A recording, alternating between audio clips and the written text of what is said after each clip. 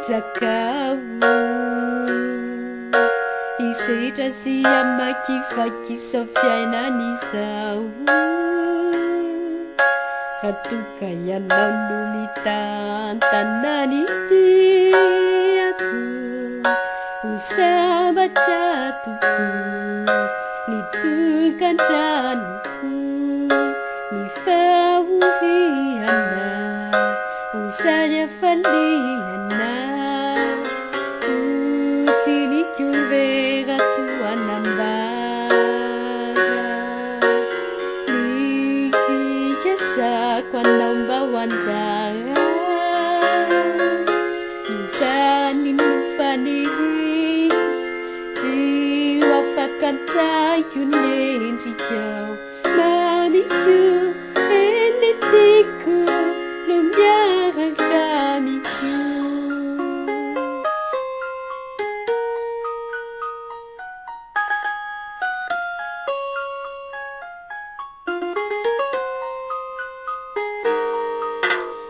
Resanatsika rehefa hatrizay no mbola ndamafy ny fitiavantsika indray ianao sy zireo no afaky ny tokantranoko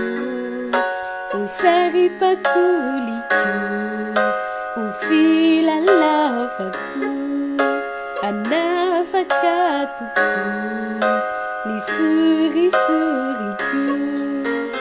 sany afaliako raha tanteraka izany tsy misy reko intsony eto an-tany ho tonga lafatra ny asambarana satria anao lay no fikiko sy fatiko no miaraka amiko utsiniko vera tuanambara ny fikasako anao mba ho anjara izany no faniriko tsy ho afakantaiko ny endrikao mamiko eny tiako no miaraka amiko.